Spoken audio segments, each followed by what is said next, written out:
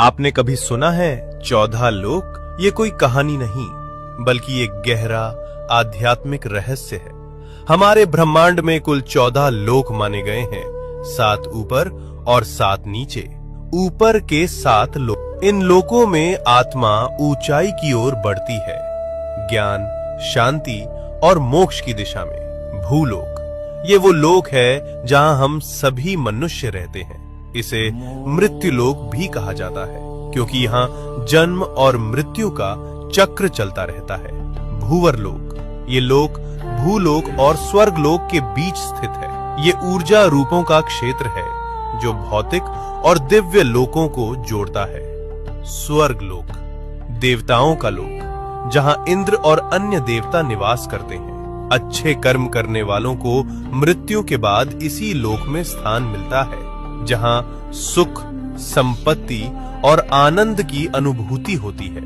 महरलोक, ये दिव्य ऋषियों, तपस्वियों और महान आत्माओं का निवास स्थान है, जहां वशिष्ठ और विश्वामित्र जैसे महान ऋषि तपस्या करते हैं। जनलोक, इस लोक में वे आत्माएं निवास करती हैं जिन्होंने ज्ञान और ध्यान में परम सिद्धि प्राप्त की होती है।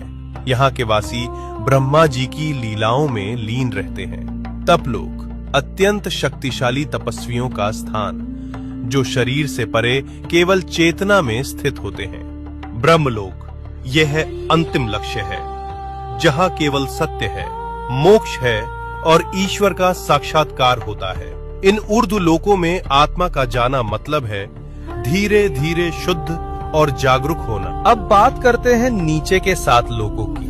यहाँ भोग, मोह और भ्रम ज्यादा होता है। अतल लोक, राक्षसों और मायावी शक्तियों का घर। वितल लोक, जहाँ कामनाएं और भोग हावी रहते हैं। सुतल लोक, राजा बलि का लोक। वे दानवीर थे, लेकिन उनमें अहंकार भी था। रसातल लोक, जहाँ भ्रम, लालच और अज्ञान का घना अंधेरा है। तालातल लोक, छल, धोखा और झूठ से भरा हुआ लोक। महातल लोक, जहां अंधकार और अहंकार का बोलबाला है। पाताल लोक, सबसे नीचे का लोक, तामसिक ऊर्जा और इच्छाओं का केंद्र। लेकिन इन सब का मतलब सिर्फ बाहरी दुनिया नहीं है। ये 7 लोक हमारे भीतर की नकारात्मक सोच और कमजोरियों का प्रतीक हैं। तो जब हम सच्चाई, भक्ति और सेवा में लगते हैं, हम ऊपर के लोकों से जुड़ते हैं, और जब हम लालच, मोह और गुस्से में फंसते हैं, हम नीचे गिरते हैं। सोच बदलो, लोक बदल जाएगा।